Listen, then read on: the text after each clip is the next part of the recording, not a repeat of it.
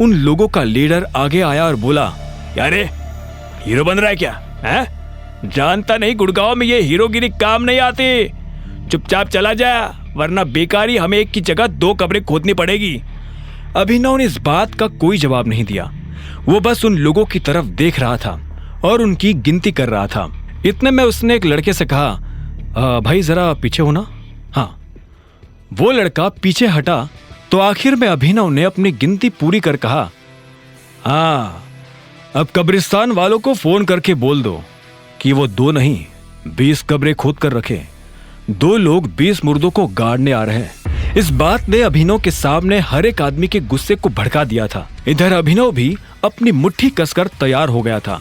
एक आदमी दौड़ते हुए अभिनव की तरफ आया और उसने अभिनव पर डंडे से वार करने की कोशिश की, लेकिन अभिनव ने उसका डंडा पकड़ा और उसके पेट में मार दिया। लड़का नीचे गिर पड़ा। देखते ही देखते अभिनव ने समा और समय दोनों बदल दिए। वो लड़का जॉनी, जो अभी तक उन लोगों से मार खा रहा था और जिसे लग रहा था कि अब उसके जिंदा बचने की कोई संभावना नहीं है, वो खुद अभिनव का ये रूप देख हैरान हो गया था। उसके लिए अभिनव भगवान से कम नहीं था।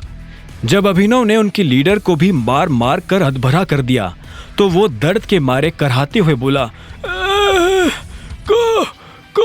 कौन हो तुम? अभिनव ने उसे कोई जवाब नहीं दिया। वो बस उसकी आंखों में देख रहा था। वो आदमी जवाब जानने के लिए बेताब हुआ जा रहा था, लेकिन इससे पहले कि अभिनव उसे कोई जवाब देता, वो खुद ही नीचे गिर गया था। उसकी आंखें बंद हो गई थी और उसने हिलना डुलना बंद कर दिया था। उसे इस हाल में देख अभिनव के चेहरे पर मुस्कान आ गई थी। इधर जॉनी का मुंह खुला का खुला रह गया था। उसने अपनी जिंदगी में ऐसा कोई आदमी नहीं देखा था जो एक साथ इतने लोगों को चित कर सके। वो धीरे धीरे अभिनव की तरफ आगे बढ़ने लगा था। अभिनव ने देखा कि उसके होंठ के पास से खून आ रहा था। उसकी आंख के नीचे काला गड्ढा हो गया था। उसके पैर में मोच थी और उसके कपड़े फटे हुए थे। कुल मिलाकर उसकी हालत बहुत खराब थी। अगर अभिनव वक्त रहते वहां नहीं पहुंचता तो वो मर सकता था। उस लड़के ने अभिनव के पास आकर पूछा, कौन हो तुम और तुमने हमारी जान क्यों बचाई? जॉनी इस सवाल का जवाब जानने के लिए बेताब था। उसके दोस्त वही सड़क पर बेहोशी की हालत में पड़े थे।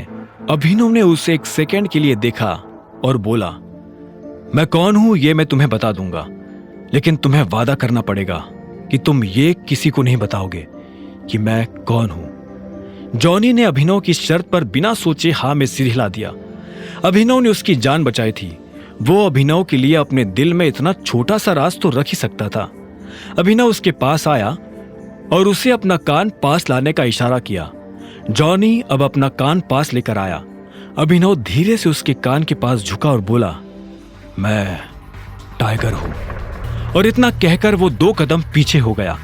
जॉनी ने जब ये बात सुनी तो उसकी आंखें फटी की फटी रह गई थी। वो बिना पलक झपकाए अभिनव को देख रहा था। कुछ देर के बाद अभिनव हरदेव पाल सिंह के घर आ गया था। इतने सारे लोगों को मारने के बाद अभिनव के हाथ पैरों में बहुत दर्द हो रहा था। उसने गाड़ी पार्क की और एक गहरी सांस लेकर अंदर जाने लगा। वो बहुत धीरे धीरे और ध्यान से अंदर जा रहा था। मुझे तो समझ नहीं आ रहा कि अब हमें करना क्या चाहिए। मेरे हिसाब से हमें गौरव से कहना चाहिए कि वो अकरम से इस बारे में बात करे। अब तो वही हमारी मदद कर सकते हैं, राजीव ने कहा। जब अभिनव अंदर आ रहा था तब राजीव, शर्मिला और परिवार के बाकी लोग किसी गंभीर विषय पर चर्चा कर रहे थे। वो सभी काफी चिंता में नजर आ रहे थे। जब तक हमें किंग कॉर्पोरेशन का सपोर्ट नहीं मिलेगा तब तक हमारा काम नहीं हो पाएगा। मुझे लगता है हमें फॉक्स ग्रीन होल्डिंग से सपोर्ट लेना चाहिए। शर्मिला ने भी अपनी तरफ से सुझाव देते हुए कहा, मम्मा आप कैसी बातें कर रही हो?